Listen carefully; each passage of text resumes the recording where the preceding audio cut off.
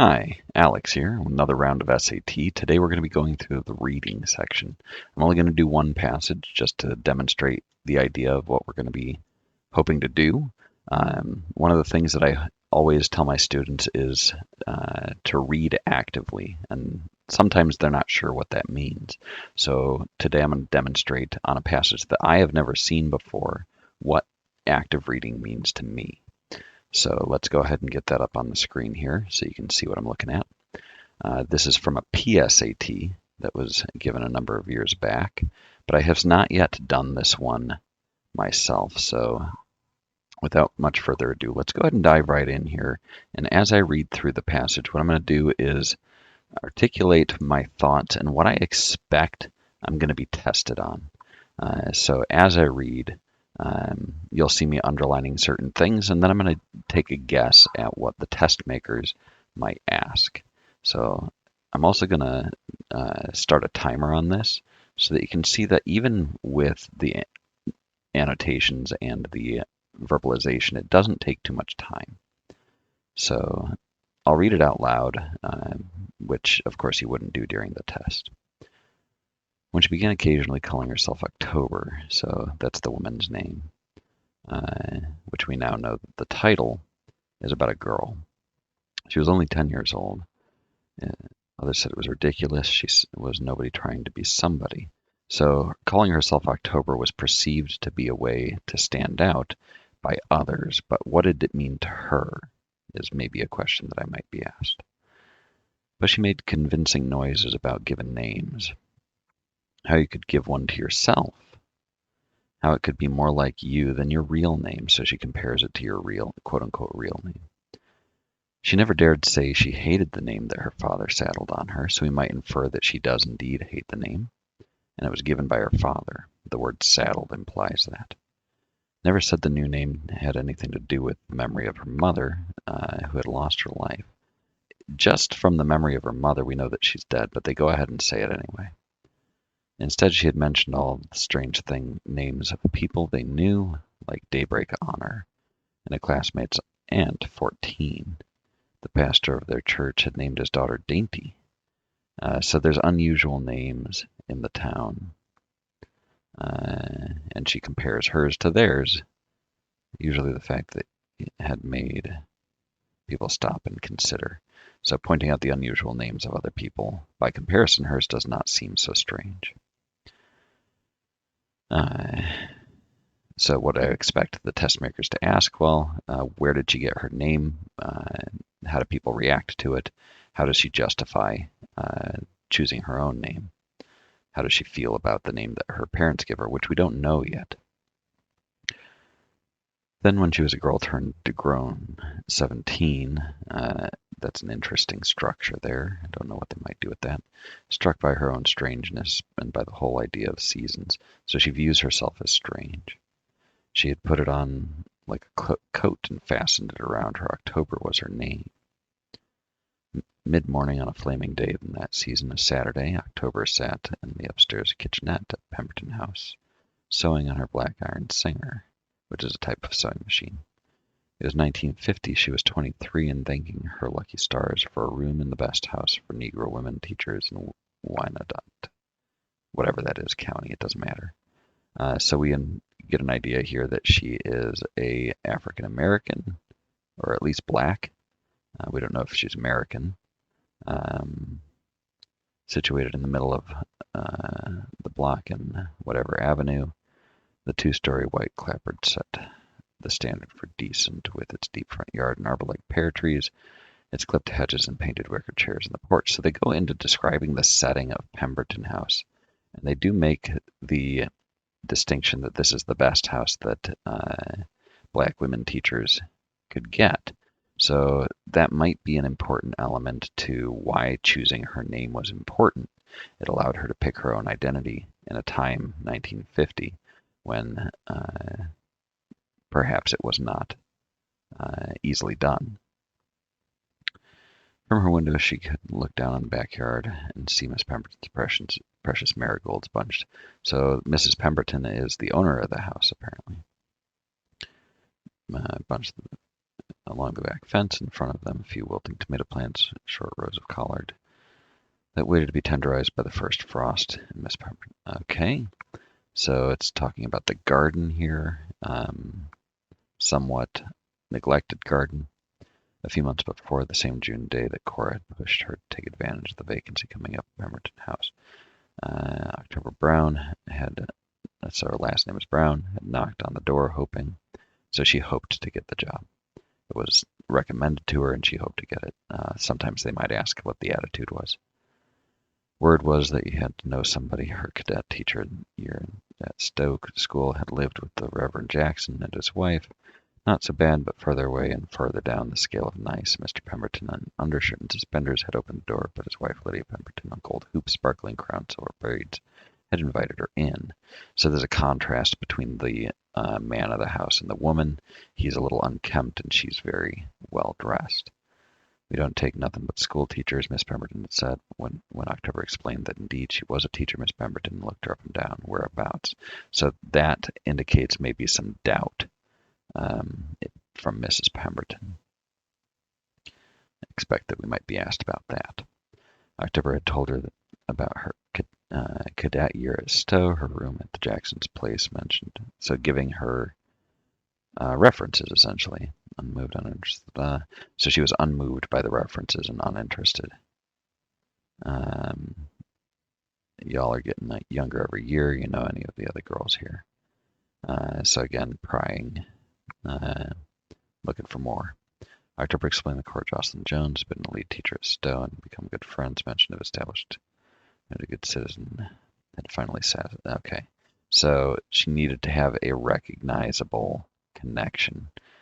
All the other experiences were not enough. It was reputation of this other person that mattered.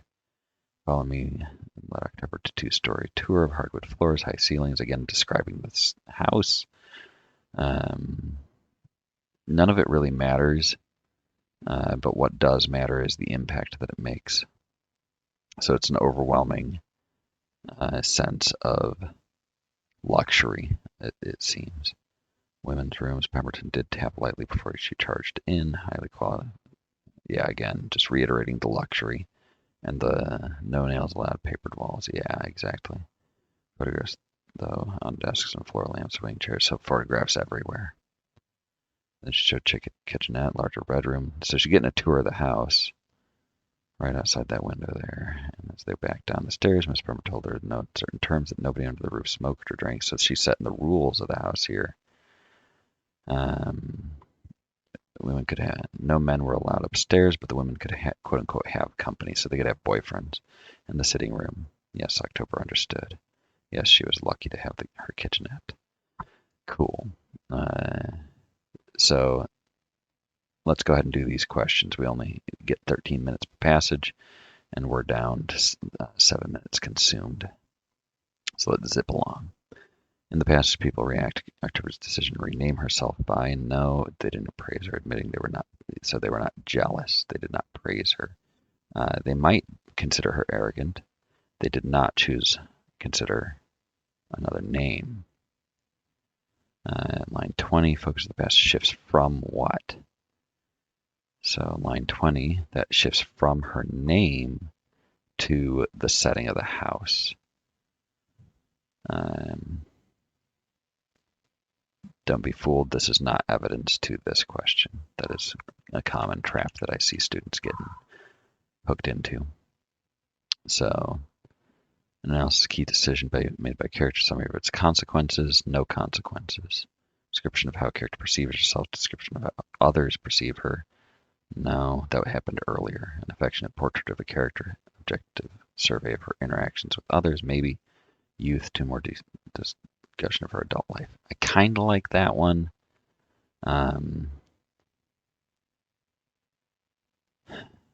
It does talk about her being 10 years old and then 17. And then here it's a shift to the kitchenette and to getting the job at this house. And it's not very objective either. These keywords, affectionate, objective, eliminate that. And we don't ever see others' perception. We don't see consequences of that name. Provides best evidence that October had originally been uncertain whether she could secure a room. Yeah, the hope thing. Line 25. Situated in the middle of the block. Where does this end? Porch. That describes the house. That does not give us the idea that she's uncertain. We got to latch onto a certain condition of the question. Line 37. A few months before, same June day. Hoping. Does that end with hoping? No. Somebody.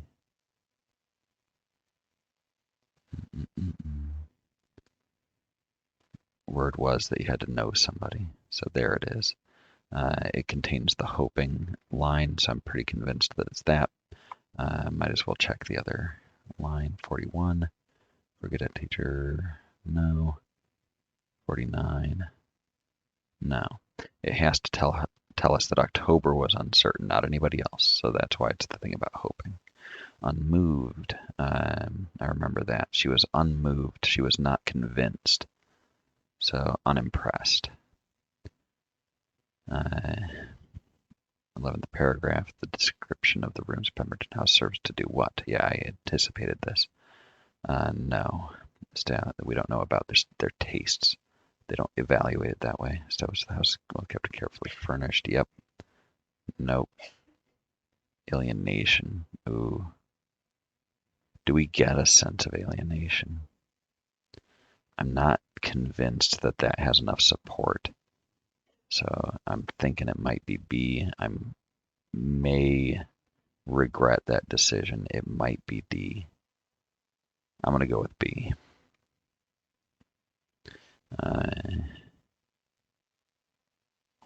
Yeah, I didn't get a sense of alienization. The details of Pemberton enters the room serve mainly to unconcerned with privacy. No, she gently knocked on the door. Actions conflict with professional ideals. Demonstrates she feels personal affection. No. Impatience with formalities and social customs. I kind of like that. Follow me. Did tap lightly before she charged in. Highly polished.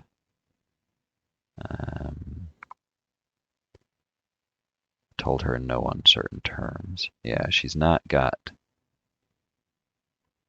a delicate way about her. She's very frank. So I'm convinced it's D. Based on the passage choice, identifies a non-negotiable condition. Yeah, no uncertain terms. No. For residing there. So it's not about the men. It's about you had to know somebody was the thing. 54 to 60. That year still mentioned to Chilcote. She seemed unmoved, spoken with 2 hands, raised her. No, do you know any of the other girls there? 64. October explained that Jones, good friends, mentioned of established connection. There it is. The mention of the established connection. Is that an option? 64 to 68. Yeah. So it's got to be B. Being recommended by other residents. Abiding by certain notions of personal respectability, taking preserve the historical features.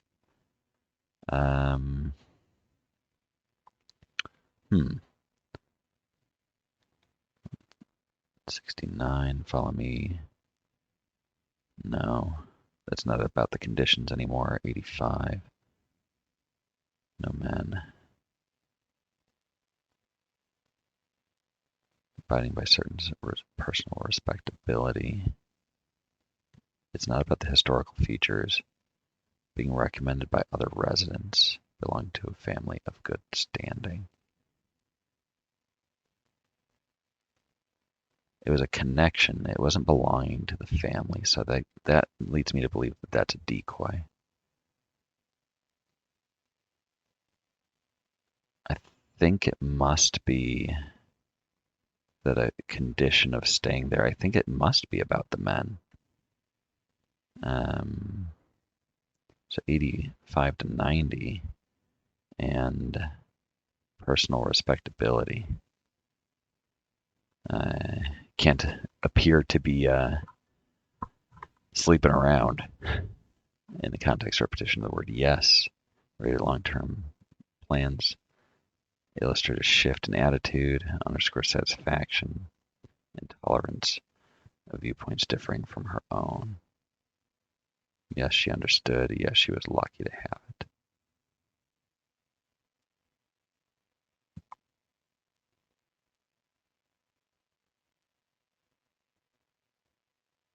No, it's not about Miss Pemberton. Satisfaction. We don't see a shift. It's not long term, so I'm going to take a risk on that one. It's number 9 is C, so that took me about 14 minutes, so I'm a minute past, but a lot of the time was sunk into talking to you guys. So let's go ahead and check our work. All right. I'm going to open up a sticky note, jot down my answers because I don't have the answer key except on the very end of this. So let's get a note. How do I take a note? Apologies for the interruption here.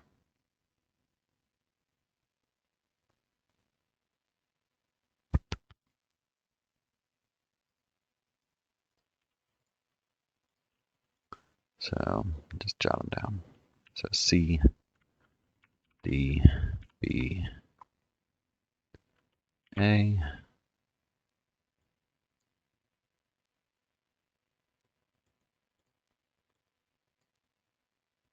And then we got B, D,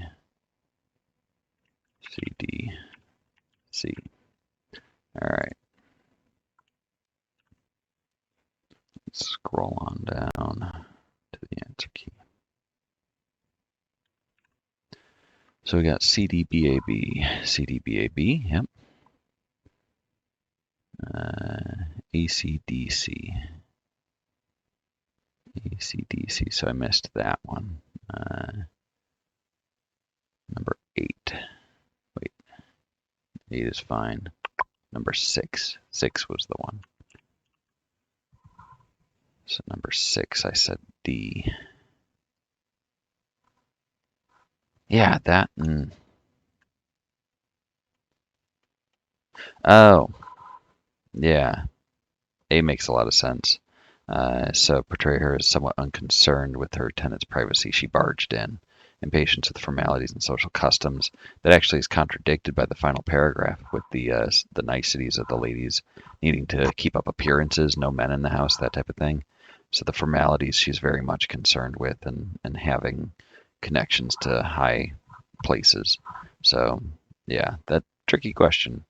Good job, test makers.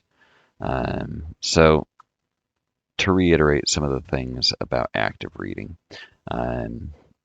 you saw me there pausing every once in a while to think critically about what the author is saying, what certain terminologies were meant to illustrate.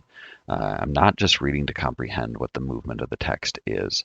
I'm reading to understand the impact of certain words, the impact of certain illustrative elements, and trying to predict how the test makers might ask questions about those things. Reading in that way might take a little extra time. Of course, you're not going to read out loud. And if I had been reading silently in my mind, I could very quickly go through these things. In fact, I'm going to follow up on this video where I just go through a passage in that way and demonstrate how quickly it can be done. And I'll narrate over it what my thoughts are. That way you can see that this is an effective method. I did miss one question on this. I hope that proves to you that I have never seen this test before. But I assure you that if you drill this and you practice it, it can be a very effective method if you're not got the distraction of being on YouTube. I hope you learned something. If you did, please like and subscribe. Leave a comment if you noticed anything that I had missed. And I hope to see you on the next one. Thank you.